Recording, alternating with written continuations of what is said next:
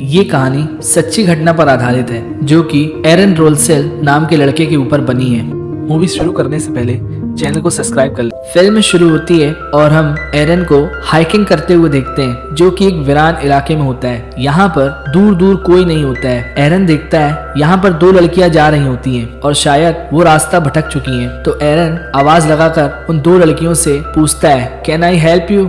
वो लड़कियों के पास जाता है और उन्हें कहता है, मुझे इस जगह के बारे में मालूम है, तो आओ साथ चले। अब ये तीनों आगे बढ़ने लगते हैं। इन लोगों में अच्छी बातचीत शुरू हो जाती है। एरन कहता है, इस सफर में बहुत ही मजा आने वाला है, तो चलो चलते हैं दोस्तों।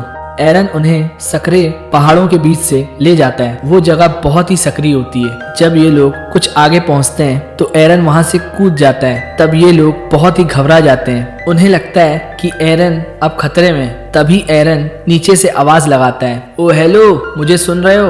वो लोग आवाज सुनते ही हंसने लगती हैं। एरन उन्हें नीचे कूदने को बोलता है और अब ये लोग नीचे छलांग लगा देते हैं और वो पानी बहुत ही साफ सुथरा होता है। वो लोग बहुत ही इंजॉय करते हैं। उन्हें तो मजा ही आ जाता है। कुछ देर बाद वो लोग बाहर आ जाते हैं। अब ये लोग बाहर आ चुके हैं, इसलिए अब इन्हें अलविदा कहने का टाइम आ जाता है। ये लोग आपस में सेल्फियां खींचते हैं जिससे इनकी दोस्ती हमेशा बरकरार रहे। एरन पूछता है, क्या हमारी मुलाकात दोबारा होगी? तो उसमें से एक लड़की बोलती है, कल हमारे यहाँ एक पार्टी है, क्यों ना तुम उसे ज्वाइन करो? वो बोलता है, जरूर, मैं जरूर आऊंगा। और इसके बाद एरन वहाँ से निकल जाता है। अब वो आगे की जर्नी के लिए आगे बढ़ चलता है और वो इसे बहुत ही इंजॉय कर रहा होता है। यहाँ काफी सकरे रास्ते होते हैं और ऊंची ऊंची चट्टानें भी होती हैं जिसे वो आसानी से पार कर जाता है। लेकिन जब वो एक सकरी पहाड़ी से नीचे उतर रहा होता है, वो एक पत्थर का सहारा लेता है, लेकिन वो नीचे खिसक जाता है और अब एरन नीचे की तरफ गिर जाता है। तभी वो पत्थर उसके हाथ में आकर गिर जाता है और उसका हाथ बड़ी ही बुरी तरीके से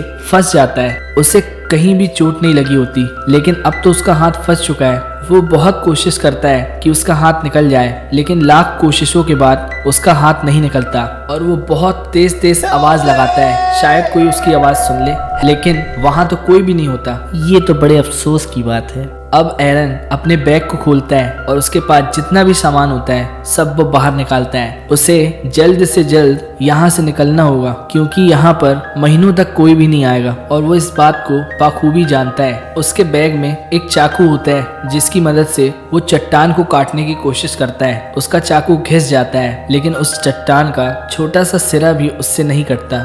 चाकू चलाते हुए उसका चाकू जमीन पर गिर जाता है और अब वो उसे उठा भी नहीं सकता था क्योंकि वो उससे काफी दूर था। तभी वो एक लकड़ी की मदद से उस चाकू को उठाता है और वो फिर से काटना शुरू करता है, लेकिन उसकी हर कोशिश नाकाम होती है। एरन को यहाँ फंसे हुए 25 घंटे हो जाते हैं। वो सोचता रहता है कि मैं यहाँ से कैसे निकल पाऊंगा। फिर वो अपना कैमरा निकालता है और उसमें अपनी वीडियो रिकॉर्ड करता है और रिकॉर्डिंग स्टार्ट करता है। और मैंने किसी को भी नहीं बताया कि मैं यहाँ पर हाइकिंग के लिए आ रहा हूँ। वो बताता है कि उसके पास थोड़ा ही खाना है और 15-20 ml पानी है। उसकी आंखों में आंसू होते हैं और वो बहुत हताश होता है। वो वीडियो रिकॉर्ड कर रहा होता है, तभी उसे ऊपर से कुछ आवाजें आती हैं। उसे लगता है ऊपर कोई है, तो एरन जोर जोर से आवाज लगाने लगता है। वो बहुत तेज चीखता चिल्लाता है, लेकिन उसकी आवाज किसी को भी सुनाई नहीं देती क्योंकि वहाँ पर कोई होता ही नहीं है। शायद उसे कुछ भ्रम हुआ हो। इसी तरह शाम ढल जाती है और रात हो जाती है। एरन बचा कुचा खाना खा रहा होता है, तभी उसे याद आता है कि वो दो लड़कियों ने उसे पार्टी के लिए इनवाइट किया था और वो उसे इमेजिन करने लगता है कि वो पार्टी में मौजूद है। एरन नहा रहा होता है और उसके करीब एक फोन बजता है। वो फोन उसकी मॉम का होता है। वो उसे याद करता है कि मैंने वो फोन पिक नहीं किया था। अगर मैंने वो फोन पिक किया होता तो मेरी माँ को पता होता कि मैं कहाँ हूँ। आज तीसरा दिन है और एरन रस्सियों की मदद से उसके ऊपर रखे पत्थर पर रस्सी बांधता है और नीचे के पत्थर को खिसकाने की कोशिश करता है, लेकिन वो पत्थर अपनी जगह से जरा भी नहीं हिलता। वो अपने पैर की मदद से रस्सियों पर जोर जोर से कूदता है, लेकिन तब भी उस पत्थर पर कोई असर नहीं होता और उसकी ये कोशिश भी बेकार जाती है। वो बहुत ही निराश हो जाता है और वो अपनी वीडियो रिकॉर्ड करता है जिसमें वो बताता है कि अब उसका पानी भी खत्म हो चुका है। अब उसे पेशाब आता है तो वही पानी वो अपनी बोतल में भर लेता है क्योंकि उसके पास पीने को पानी तो नहीं होता है। अब वो वही पानी पीता है। वो आसमान में उड़ते हुए पंछी को भी देखता है और वो सोचता है काश मेरी जिंदगी भी इसी तरह आजाद हो जाए। उन पहाड़ों के बीच सिर्फ कुछ देर की ही धूप आती थी। अब वो फिर से वीडियो रिकॉर्ड करता है और अब वो बताता है कि वो अब अपना हाथ काटेगा जिससे वो यहाँ से बाहर निकल सके। वो अपने हाथ को एक रस्सी से बांध लेता है और चाकू की मदद से हाथ को काटने की कोशिश करता है, लेकिन उसकी थोड़ी सी चमड़ी भी उससे नहीं कटती क्योंकि उसमें धार ही खत्म हो जाती है। एरन कैमरे की तरफ वीडियो बनाकर बोलता है कि आपको कसम है कि सस्ता चाइनीज सामान मत खरीदिए, देखिए मेरा हाथ भी इससे नहीं कट रहा। एरन सपने में अपने घर को और अपने दोस्तों को देखता है। उसे बहुत सारी बातें याद आती हैं। तभी आसमान में बिजली कड़कती है और एंड्रिक की नींद खुल जाती है।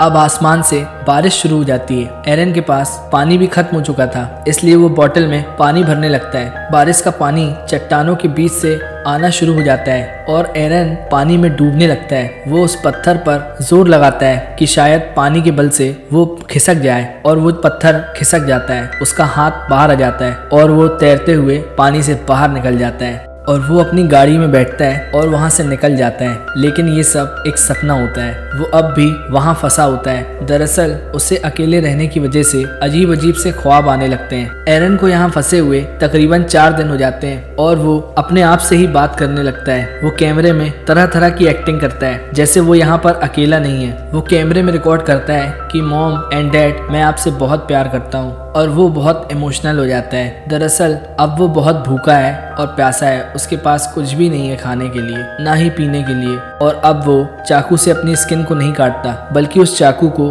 अपने हाथ में घुसा देता है। उसे बहुत ही ज्यादा दर्द होने लगता है और वो अपना पूरा हाथ नहीं काट पाता। ऐसे ही वो पूरा दिन बीत जाता है। आज 6वां दिन शुरू हो जाता है। वो दीवार पर RIP अपनी डेट ऑफ बर्थ के साथ लिखता है। उसे लगता है अब वो मरने वाला है। अगले दिन उसे हेल्यूजन होता है कि वो अपने बच्चे के साथ खेल रहा है। आपको बता दें कि एरन की शादी अभी तक तो हुई ही नहीं है, लेकिन उसे यह ख्वाब क्यों आता है? उसे ये सब देखकर बहुत ही हिम्मत आती है और वो अपने हाथ को उल्टी डायरेक्शन में घुमाकर अपने हाथ की हड्डी को तोड़ देता है। वो बहुत तेज चीखता है। अब वो चाकू निकालता है। उस चाकू में उसने अब तक धार कर ली थी। अब वो अपने हाथ को काटने की कोशिश करता है और धीरे धीरे वो अपने हाथ को काट लेता है और वो अपने आप को आज़ाद करा लेता है। लेकिन इसके लिए उसे अपना बहुत बड़ा बलिदान देना पड़ा। वो कैमरे से अपने कटे हुए हाथ की तस्वीरें लेता है कि वो दुनिया को दिखा सके उसके साथ क्या हुआ। एरन वहाँ से बाहर निकलता है और वो देखता है वहाँ पर एक गड्ढे में पानी भरा होता है। वो पानी बहुत गंदा होता है, लेकिन वो इतना प्यासा होता है कि वो उस पानी को जी भर भर के पीने लगता है, क्योंकि पिछले 6 दिनों से उसने ना अच्छे से पानी पिया था और ना ही कुछ खाना खाया था। वो वहाँ से बाहर तो आ गया है, लेकिन अभी भी